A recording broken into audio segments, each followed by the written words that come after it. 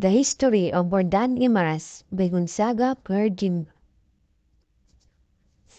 Content: Brief History of Guimaras Island, Significant People and Local Heroes. Geography, Culture. Bordan Guimaras Island History. The name of the town used to be Nagaba but was changed in 1902 to Bordan. The name Bordan, the Spanish name for the Bordan River, was chosen by the residents in honor of John the Baptist. Their patron saint, according to local folklore, saved the inhabitants from slaughter during the Moro raid in the Spanish era. In 1980, the municipality was formed when it separated from Buenavista with Poliriano Villanueva as the first appointed Presidente Municipal. After election in 1919, Hugo Chavez became the next mayor, followed by Lucero Segovia, 1921 to 1923. Albert Quesada, 1923 to 1925. Felix Ronzales, 1925-1928. Hilaria Nava, 1929-1932. Again, Hugo Chavez, 1932-1938. And Leodigario Galarpe, 1939-1940. Nueva Valencia was established as a separate municipality in 1941. In July 1995, San Lorenzo and Simbuna were created, leaving Mordan with only 14 barangays. Before these two towns was created, Mordan was composed of 33 barangays. Guimaras is known to have had a unique history. A prevailing legend has it that two of its inhabitants called Gima and Anas, who were lovers, went swimming and never returned. Thus, in their honor, Malas was changed to Guimaras by the pre-Spanish Ilonggos.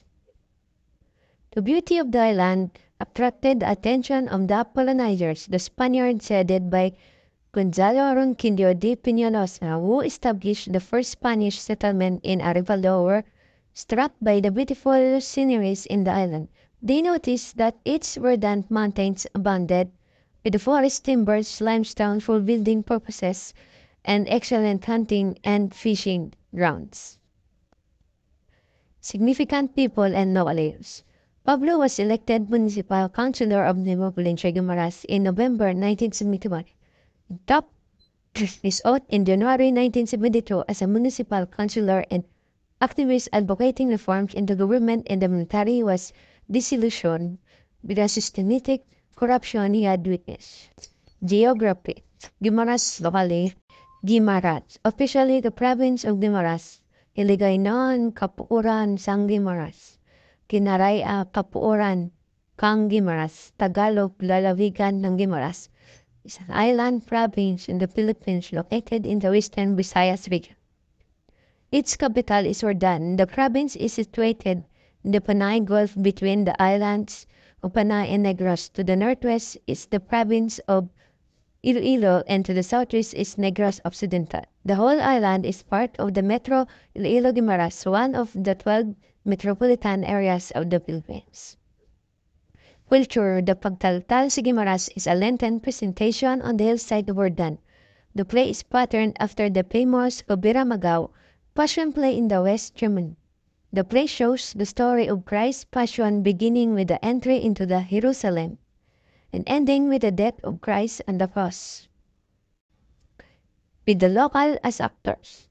Every Good Friday, pilgrims troop to the town to climb the peak of Balaan Bukid following the 14th station of the cross.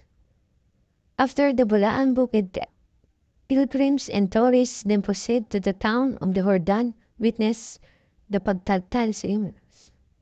Gaan Festival. Guimaras is well known as one of the best summer destinations in the country due to its pristine beaches. But more than that, the place has thousands of things to offer. There are still unexplored resources and natural beauties far from anyone could imagine. With the rich historical heritage of Guimaras, one would truly feel amazed at how the place evolved into what is it today. Starting from the Spaniards, American down to the Japanese, they all felt that something is unique and amazing with the place.